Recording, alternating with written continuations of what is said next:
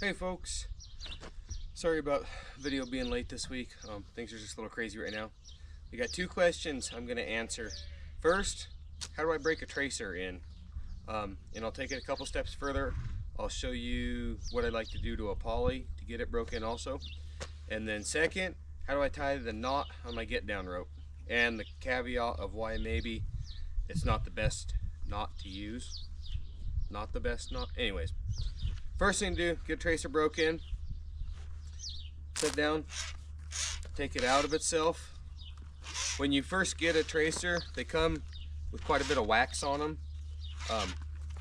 And that wax kind of just helps add a little weight to it. First thing I do is take it apart, okay? Just start at the Honda end. Place it right under your foot and then run the whole thing just like that. Do that a couple times and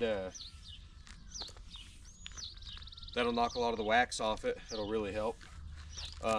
You can take it apart, drag it behind a horse or four-wheeler or whatever.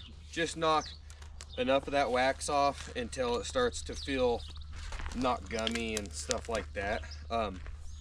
You don't want to do this so much to the point as to where the rope's getting those little fuzzies on it, because if you do that, you basically already started wearing the rope out. So that's pretty simple. I'll get this coiled back up. We'll grab a poly and I'll show you what I like to do to a brand new poly to get it broken. I've showed you guys the break-in on cotton ropes on other videos. Just run them around a round post and get a bunch of heat in them. That's pretty simple. Cotton ropes are their own videos for a reason. Anyways, I'll grab a poly, meet you guys over at the next spot. Okay, got this silver back here. It's not new by any means. It doesn't need broken in. I've used it a bunch already. It is, I believe, one of the ropes I roped with at the Brannaman roping, or maybe not. Either way, regardless, it don't matter. When I get a brand new poly, I've got 3 holes drilled in a fence post here. I'll pass this through like so.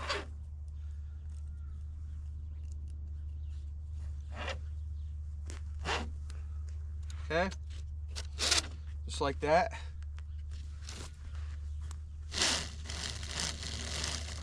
I'll do that to the entire length of it, both directions, and pull it from the bottom. Okay. Obviously, you're gonna wanna uncoil it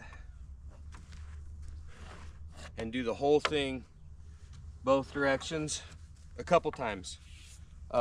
That just helps the poly act a little less kinky, or maybe just a little more kind of natural, so to speak. Helps them out.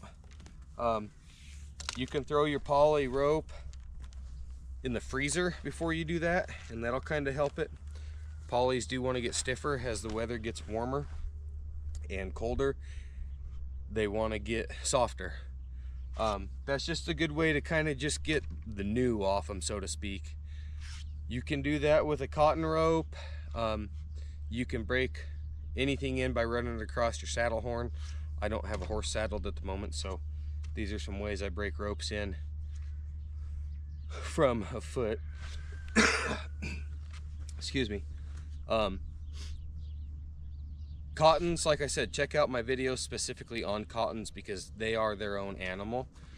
Those are the best couple ways to get a poly or a tracer broke in. Second question, how do I tie the knot that I use for my get down rope? Well, I will grab my get down rope, I'll go corner a horse up, and we'll see you there. All right, just crawled through the fence right here.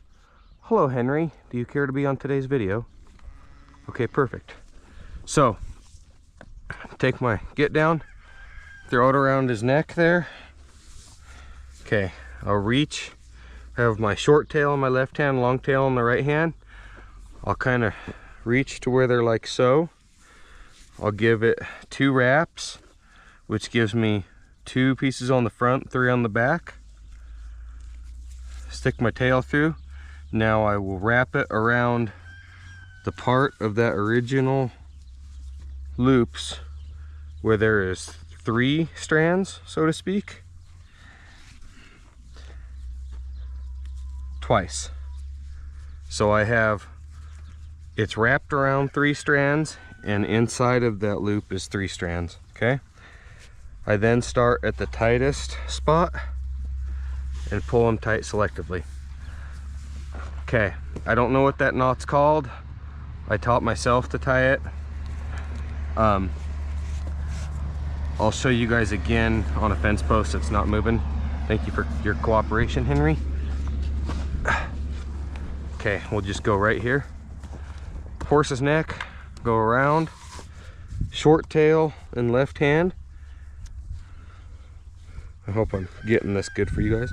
Go around twice. Okay, that's 3 where it's tripled. I'm gonna go around it, make 2 complete circles, so there's 3 strands on the inside going around the spot that there's 3 strands. That's super important.